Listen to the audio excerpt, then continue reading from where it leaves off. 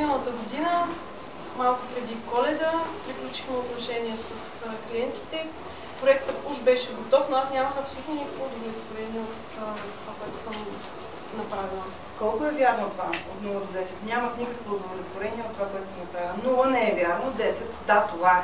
Така е. Значи си към 7, добре. Ако не виждате мен или нея, може да гледате дали на къде се потупва. Не е задължително да следите някой, когато се потупва. Не е задължително всички да потупваме заедно, просто е по-лесно като за начало да следим кой къде се потупва. Нещата, които трябваше да правя, за да изкарам пари. Не съм удовлетворен от нещата, които трябваше да правя, за да изкарам пари, това е вярно на 7. Кажи ми сега конкретната случка. Да, нека да се потупваме, за да свикнеш. Самото предаване ли си чувстваш неудовлетворена? Ами да. Къде се беше? В офис, в къщи? Да, бях в моя офис, пред компютъра, говорих с клиентката ми по скайп, обичайно, защото тя е в Великобритания. И просто говорейки, коментирайки различни неща, имахме удовлетворение всъщност от това, че върша много рутинна работа, не толкова творческа. Тоест, този разговор по скайп е един от най-силните моменти в тази ситуация. Можеш ли да си представиш, затвори си очите и се потупни точките, които си спомняш? Можеш ли да си представиш, че си в онзи офис и потупваш онази Майя? Така както аз те потупвам теб, ти си при нея и я потупваш. Да, степен. Можеш ли да я попиташ, как се чувстваш? И да ми кажеш тя какво ти отговаря. Изчакай тя да ти отговори. Раздразнително, неудовлетворено. Попитай я, къде в тялото си чувстваш това раздразнително? В областта на стомаха. Какво е усещането в стомаха? За празнота. Празнота в стомаха. Кажи така, дръж си вниманието към нея. Добре, ако искате да се... Дръж си вниманието върху нея. И кажи тя да си насочи вниманието към усещането за празнота в стомаха. Кажи така, насочи си вниманието към усещането за празнота в стомаха. Както искаш, на глас или на ум. Кажи, кога друг път си имала такова усещане и изчакай от нея. Кога друг път си имала такова усещане? В училище. Къде се намира в училище? Може би часовете, които не съм били къде са. Часовете, кой час е това? Български. Така, в кой клас? Сигурно четвърти, пети. Защото в момента бе се прави. Защо през може да е много лъче? Виждаш ли къде седи тая Майя? Фиксирай я да седи някъде. Виждаш ли целият клас? Да. И учителката? Кажи ми, можеш ли да си представиш, че си в класната стая и така както аз те потупвам теб, потупваш онази Майя в часа? Все едно, че спираш времето за всички останали, другите са замразени. Попитай Майя, как се чувстваш? И ми кажи какво се говори. Пак е това спомена. Дръж си вниманието към тази Майя и кажи така. Насочи си вниманието към това усещане в стомаха. Питай я. Кога друг път си имал такова усещане? Да, кажи ми. Кога трябваше да съм отрядна ръководител в първи клас. Пише, как се чувстваш, Майя? Играе ми се. Играе ми се. Добре, питай. Как се чувстваш от това, че ти се играе, а трябва да стоиш тук? Досадно. Досадно.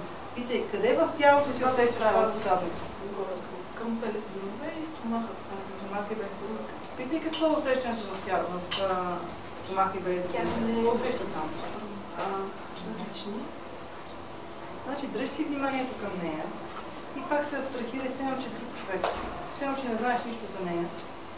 И кажи така. Насочи си вниманието към стягането и празнотата. Кога друг път си имала тези усещания? Да, а някаква картина беше ли ти излязла, дори и нелогична? Да, и от детската година. Може ли си насочиш вниманието към тия несъществени? Питай, как се чувстваш? И ми кажи какво ти отговаря.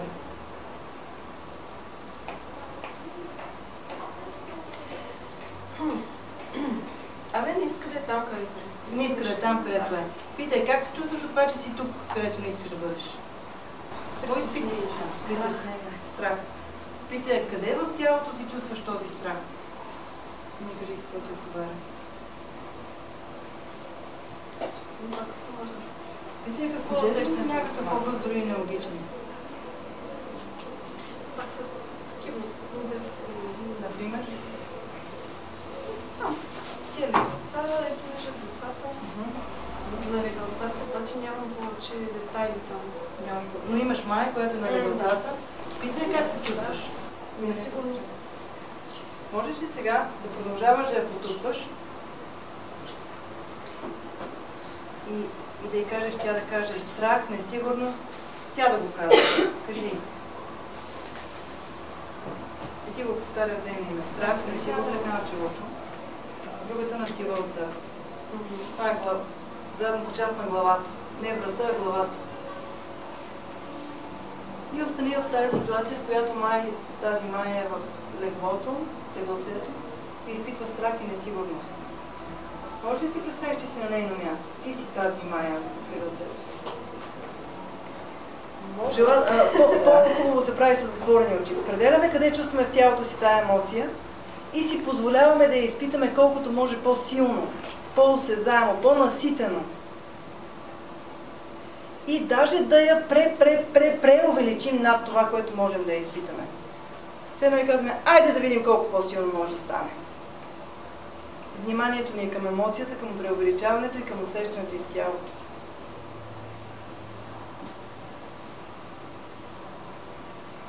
И накрая, когато преувеличим, поемаме дълбоко въздух и издишваме с напрежение. И още веднъж. И последно.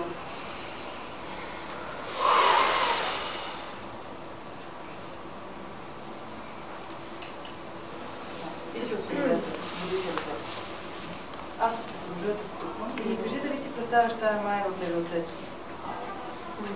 Попитай, как се чувстваш? Лека. А можеш ли си представиш оная Майя пак в детската градина, но тя не беше в леглоцето. Беше сред другите деца и учителките. Попитай я нея, как се чувстваш? Семи едно. Семи едно, добре. Можеш ли си спомниш тази Майя, която... В училище. Не е в училище. Отряден ръководител. Първи клас. Първи клас отрядния ръководител. Добре, да около първи клас. Имаш ли тази ситуация? Да. Кажи ми как изглежда сега ситуацията, същата ли е? Не съвсем, но пак има досада, че трябва да направя нещо, което не изправя. Имате ли си някой неприятен спомен още? Същия или друг? Да го направим пак. Някой спомен, нещо, което пред очите да не ви се беше случвало, си го представете. Ти влез от позицията на тая Майя, която иска да я правят отрядна ръководител.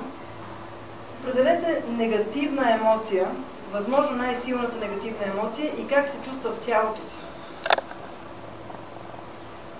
Намерете начин да увеличите и да преувеличите тази негативна емоция и усещането в тялото. Вниманието ни е насочено към преувеличаването и към усещането в тялото. Позволете си да изпитате колкото може по-силно и отгоре. Да направим много дълбоко дишване и издишване с напрежение.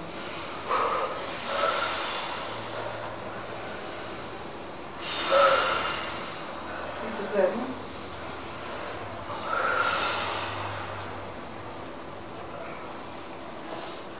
Някой сте жадни да видиш. Аз ще се встъпвам пак. И ми кажи дали... Имаш ли ситуацията, в която около първи клас ще те правят отрядна ръководител? Тук ми стана все едно. Тук ти става все едно. Добре. В част по български, помниш ли, че бяха? Да.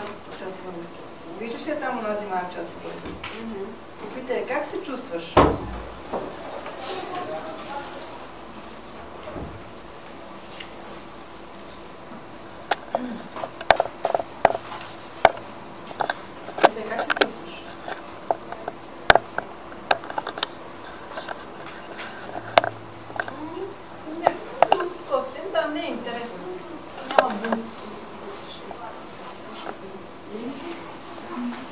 Български и преди това сме директно в проекта преди Коледа. Там ли бяхме?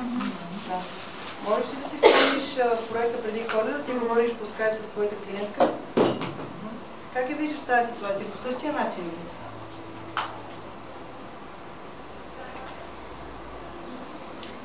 ситуацията е същата, но може би чувството ми са по-различни. Няма готови. Кажи ми, 2 минути, да. Кажи ми колко е вярно от 0 до 10. Изпитвам на удовлетворение от това, че работя нещо, което не показва напълно себе си. Да. 0 не е вярно, 10 да, точно така. Не съм на 0. Значи може би около 1-2, нормално бяхме от детската градина, не е по-рано.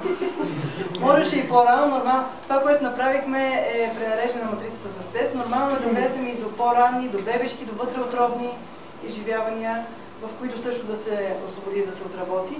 Но горе-долу това е, че можем да изследваме живота и да открием неща, които не знаем дори, че са били там. И даже също интересно е да открием връзката в събитията от нашия живот, как са подредени с едно конкретно вярване. Не ми харесва тук, искам да се нещо по-интересно. Благодаря. И аз благодаря.